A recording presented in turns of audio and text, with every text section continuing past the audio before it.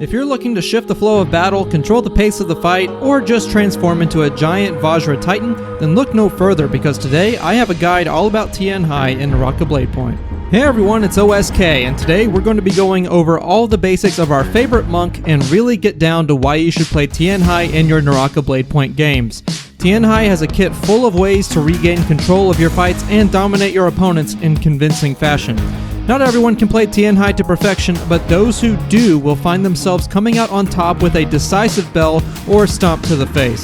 So if you're ready to get to learning how to improve your gameplay with TianHai and stomp the competition, then make sure you watch the video all the way to the end so you do not miss a single tip. Here we go.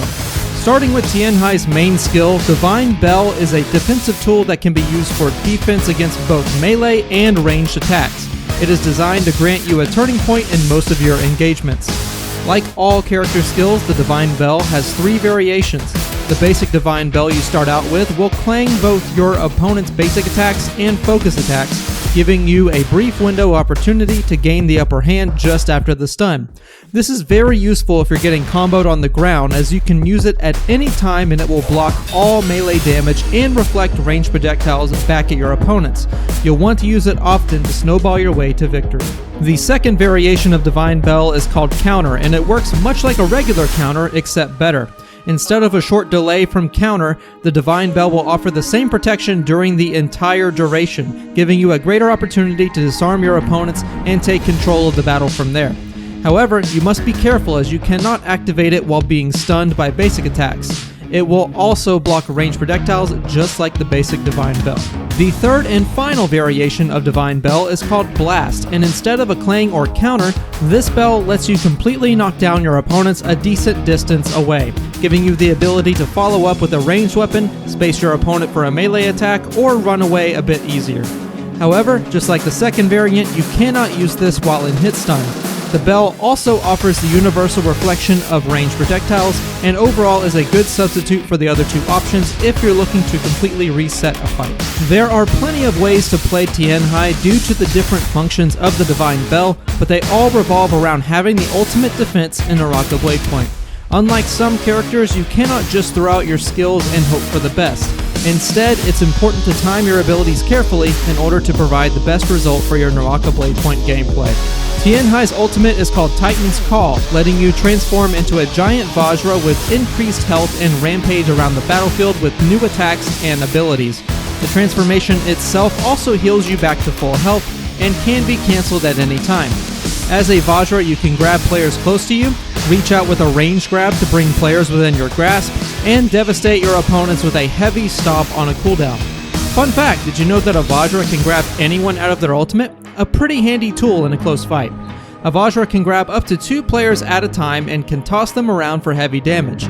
Meanwhile, players can struggle and try to get out of your grasp if you take too long. The first variation of Titan's Call allows you to do these basic actions without any extra effects. The second variation of Titan's Call is called Guard, and this does everything the first variation does with the added benefit of healing your teammates in trios should you decide to pick them up. This allows you to flee combat with your team in a semi-safe way in most situations should you be in a tough spot. Finally, the third variation of Titan's Call is called Heal, and this of course does everything the first variation does with the added benefit of healing yourself from damaging enemies that you grab. This is great if you're in a solo match, as any damage from third parties or the player you're fighting can quickly be mitigated by a simple grab and punch. And finally, for my favorite part of this ultimate, you can literally clap your opponents if you happen to grab 2 at the same time. And let me tell you, it's really satisfying. A few final notes to hit before we end the ultimate section. Just keep in mind that the Vajra form does have some weaknesses. In fact, the Vajra has a weak point that spawns in a random location each time you transform. The weak points can be in one of 3 places: the forehead, the left heel, or the right heel. The weak points allow players to stagger and deal extra damage to the Vajra form, which can be very problematic for any TianHai.